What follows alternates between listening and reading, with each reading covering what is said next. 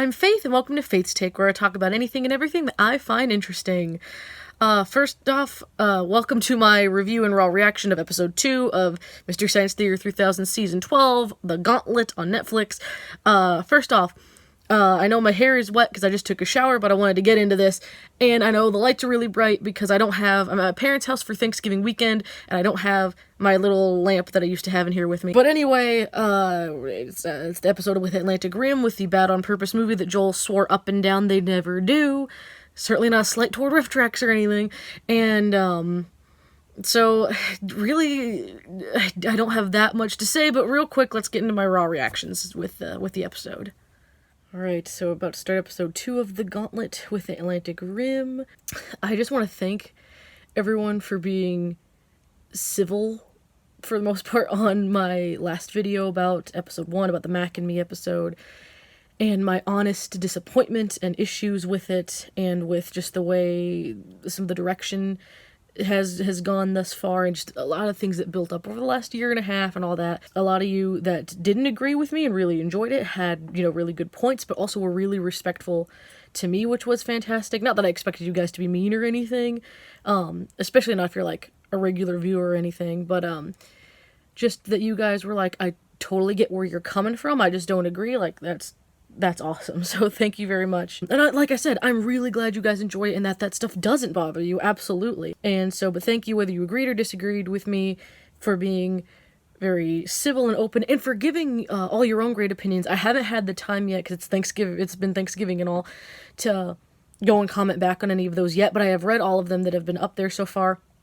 I just want to thank you guys so much for that. Let's see if Joel can put his money where his mouth is on a So Bad It's On Purpose movie or whatever.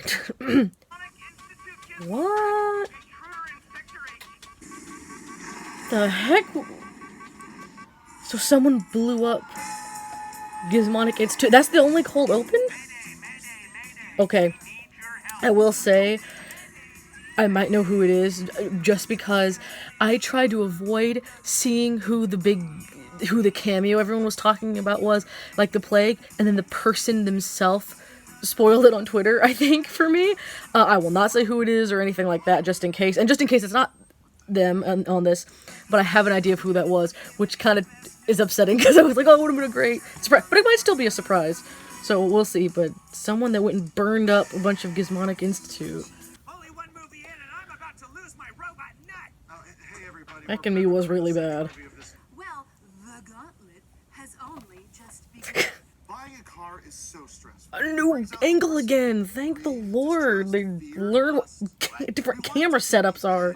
Presenting the inflatable air dancer. Growler!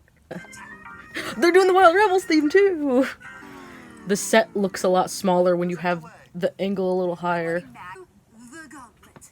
What happens when someone rips off Guillermo del Toro with 1/1000th the budget and 1/1,000,000th the talent? Enter On the purpose, nightmare though. world of... Growler didn't get a line, but he was featured. That's really cool. I'm glad that he's back. We believe it was Scuttle, or possibly Scuttle. Okay. What? Dr. Adams is So Waverly gets a line that time? So far, it's like this is even worse than Sharknado, because it isn't even like entertaining bad as Sharknado is. At least so far. Hopefully it gets better in that way. Those officers bumped into him. Yeah. They're the heroes of the movie, so they're always right.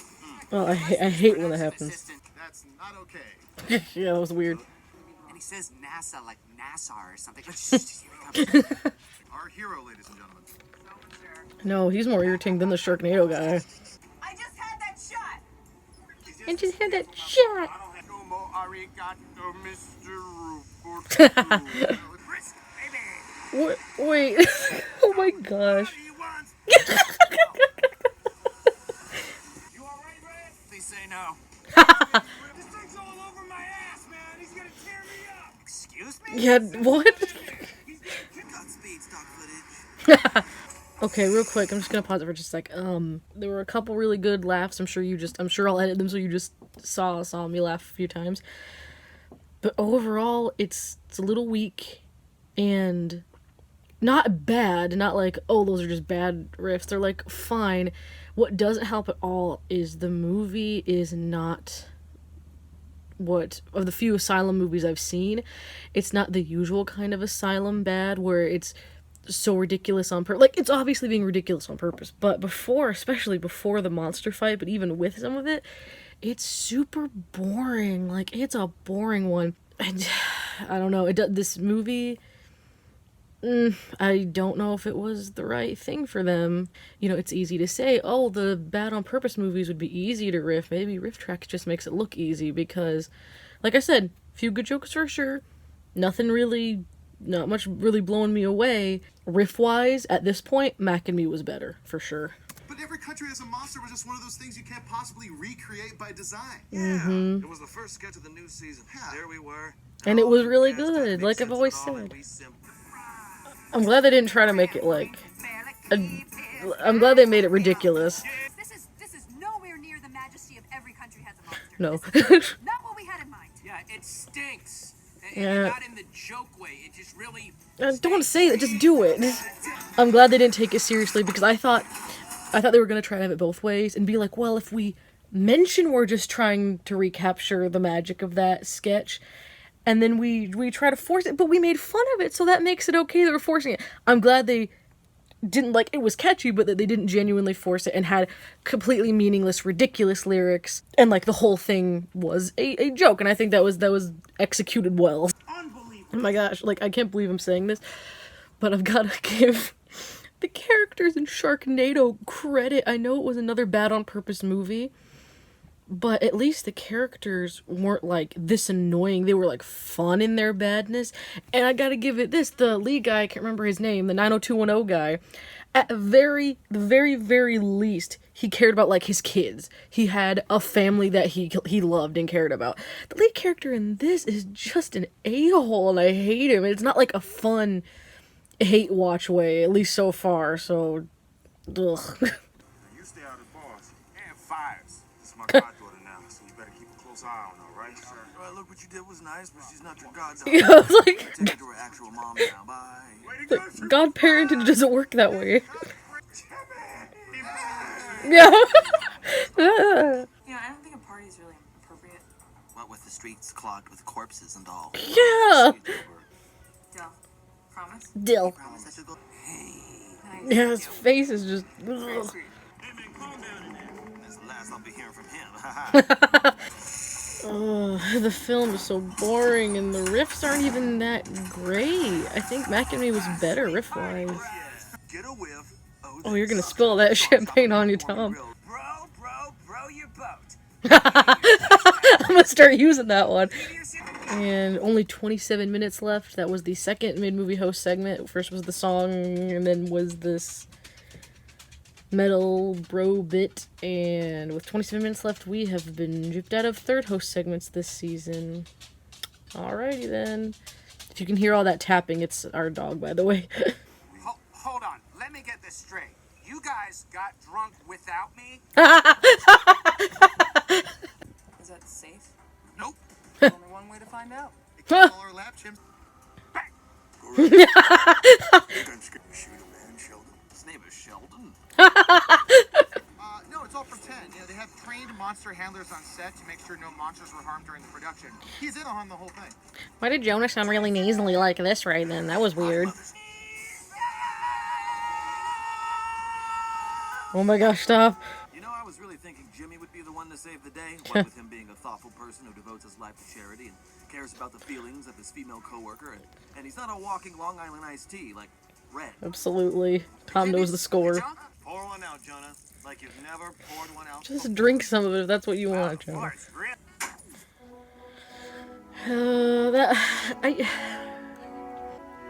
Okay.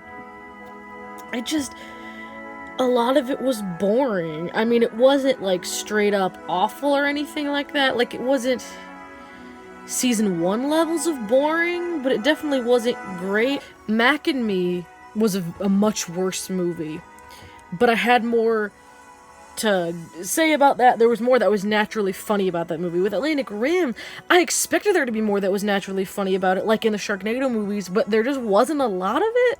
There were only a couple riffs that really made me laugh hard. Mac and Me had a good handful that made me laugh pretty hard.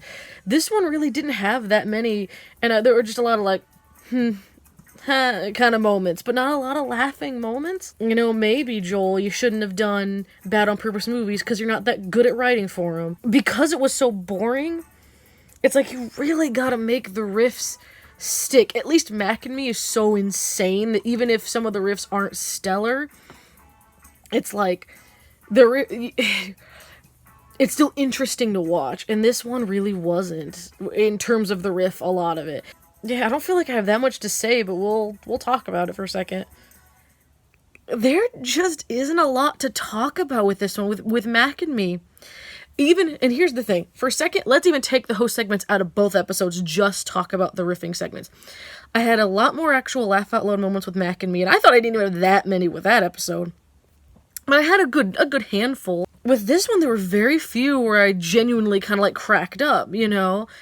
And Mac and Me had several, and the thing is, Mac and Me, while it is a butt ugly, just terrible movie that they hacked to pieces and you can feel the hacking in it, it's a stupid enough movie to keep your attention even without the riffs, I think, just to see what kind of utter insanity is going to come next. With Atlantic Rim, I just wanted to shut off the movie. It was so flipping boring. And here's the thing, I love the Sharknado riff tracks. I think that those are the only Asylum movies I've seen, I believe. I've seen bits and pieces of a couple, but those are the only ones I've seen in full. And I think those are goofy enough to kind of keep your interest the whole time. The bad on purpose ridiculousness of it, I think that works. But this was just boring. And again, there were a couple funnier out of the blue things, but nowhere near, not just Mac and Me, but Sharknado. So but I can't even say, you know, oh, no wonder the riffs weren't great, it was a boring movie, because how many boring ones did they do on Mystery Science in the original run? How many boring ones does Riff Track still do? And they still have fantastic riffs regardless of how boring the movie is. So the fact that the riffs were mostly lackluster in this one, you know, pleasant at best and like, you know, at worst, it really shows that maybe they weren't ready for this. Maybe Joel was right, but not in the whole, like, well, we're too good to riff bad on purpose movies. That's just shooting fish in a barrel kind of way that he seemed to, like, look down upon doing those movies. And maybe they shouldn't have done it because the writing isn't strong enough for that. So, I don't know. Because I came in a good mood, and, you know, had a good Thanksgiving. I was just a little tired, but I'm in a good mood. I was like, you know, while I am still extremely disappointed in structure of the season, losing a third host segment every episode, them being cut very short, having 5 minutes of credits so the episodes are even shorter than they look to be, etc., I came in with, like, at least enjoyed the riffs. Maybe there'll be some good segments in this one. Forget about the storyline stuff. Forget about all the crap that happened yesterday and just view this episode on its own. Maybe even, like, without the context of the season as a whole. And it was still disappointing because it was still boring to me, and that's very disappointing. A couple interesting things in the segments, at least, where Growler was there, which was really, really cool. He didn't have a line, and then what was interesting was later on, when Gypsy goes into the theater, I guess Waverly goes in too now, and in Mac and Me, Growler also came in the theater for just a minute, waved, and then left. None of Growler and Waverly didn't have any lines. But then this time, Gypsy and Waverly come in. Waverly had a line both times that you saw Gypsy in her line, but Growler didn't come in at all, and didn't have any lines even in the segments he was in, which I thought was kind of weird. I will say, like I mentioned last time, the Mads are better, they have better chemistry, I think they're being written slightly better, not quite as, well, I'll say this, the Invention Exchange, their part was just stupid and awful, but overall, it's like, they're a little bit better, you can actually feel a little bit of more performers' chemistry between the two, which is good. I did like in the song bit when they're like, we're gonna have to recreate the magic of every country has a monster, and I was scared that they were gonna put out, even if it was a good song, but under the guise of a joke, like, oh, well, if we make fun of the fact that we can't capture the magic, that'll make up for the fact that they're really trying to recapture the magic. And thankfully, they made the lyrics really goofy, and it was musically it was very catchy, but the lyrics were like goofy and dumb on purpose, and the Mads were like, this isn't what we wanted, so I'm like, okay, that's good. So it was still a fun, goofy song, and it wasn't meant to replace every country. That is something that I think is like the highest standard that these new seasons have put out so far, which is kind of sad considering it's the first segment of the first episode. You know, that was good. I like how they had Waverly and Growler being like a little band and stuff. That was nice. The second segment was okay with the bro stuff, but it did get a little bit like, I know this movie is kind of panders to that, but it was more boring than anything, so I don't think it deserved having a segment that was just all about the bro stuff. I mean, certainly that's in there, but not like, there's so many scenes of just like nothing, so I don't know. What else? The ending gag, you know, you gave it away in the trailer, that's how all of them ended, and then you just kept it going with them pouring out the bottle until it was all gone or whatever. It was like, you completely telegraphed that in I shouldn't even say every single trailer, the one trailer you put out. You know, there's not that much. I would say that the segments in a way were an improvement over the last one. You know, we got a song, which is fun, and they didn't make me angry, which is good. They didn't disappoint me, but the riff really did. I was really willing to be like, look, Joel, I know you made a bunch of claims that you're never going to do a movie like this, and then you did, like the hypocrite you are. But if it was a great riff, I would have said, hey, at least they could back it up, and they did a good job, and, you know, that proves Joel that maybe, like, the low-hanging fruit that he seems to think these movies are is worth it for them, and they couldn't deliver! And it's hard, because the beginning of Mac and Me was a little hard to watch, not because of the riffs. The riffs were fine, but because of just, like, the aliens were so ugly and awful. But again, there's enough in that movie to keep your attention and keep you invested, and Atlantic Rim had none of that at all. It was just kind of there, and the thing is, I could end up watching the Mac and Me episode again and fast-forwarding some of the host segment parts. You know, now that I know what to expect from the movie even, I can still, like, enjoy it, maybe catch riffs I didn't before. But with Atlantic Rim, it was so many scenes of just, like, and the riffs are just, like, for a lot of it, so I'm just, like, sitting there like, ugh. So I don't see this one as one I'll be coming back to a lot. At least not at first. There wasn't a lot to bring me back to it. And of the two episodes, at least riff-wise, I would definitely suggest watching Mac and Me over this one. If someone asked, what's the episode of season 12 that people should watch? You know, if you take out all the crap that they pulled with all the stuff connected to the past season's story and all the, you know, trimming a lot of stuff out and cutting the movie to pieces and all that stuff. They also did to this movie. It's just, I guess Mac and Me wins, but that's not saying that much so far. And having just binged rewatching all of season 11 and even liking an episode better than I did the first time, it's like, there's still a ton of season 11 episodes I'll go back to. And a ton that I'm excited to hopefully one day, you know, review in full and talk about in the future and all that. But so far with season 12, I'm just kind of like, oh, this is not, I mean, again, we waited a year and a friggin' half for this. It's like, if you're gonna do this and you're gonna build up the Gauntlet as this big thing, or I'm sorry, the Gauntlet as this big thing, then you have to deliver, at least in the riffs, if nothing else. Even if the segments were all trash, it's like, fine, but you gotta deliver on the riffs. That's the most important thing. You know, a lot of sci-fi season episodes have the stupid storylines that none of them liked. By the way, real quick, I had someone comment on the last one. Well, you know, they had to do stories that were bad and unresolved back in the sci-fi era. They were forced to do those. The Sci-Fi Channel forced them to do those host segments of, like, the weak and bad storylines. Guess who's completely in charge of this Netflix adaptation? It's Joel. Guess who could have said, F it, we're not doing storylines? Joel, okay? So don't get on me with that. Mike had no, and they were blaming Mike, like, well, he was the head writer and they did crappy storylines, and that was not Mike's fault. They had to do something, so they did, and Kevin, I think, has even said this, they did stupid ones on purpose, because they're like, this is ridiculous. That's why. Joel did a stupid one, I think without even meaning to, in a way. I think he meant to be entertaining, but it turned out terribly. Just had to get that out there, because that was the one comment that I was kind of like, how dare you? Yeah, it just, not great riff-wise so far. I mean, again, in the last season, we had Beast of Hollow Mountain, Avalanche, Yongari was pretty good, much better than Reptilicus, riff-wise.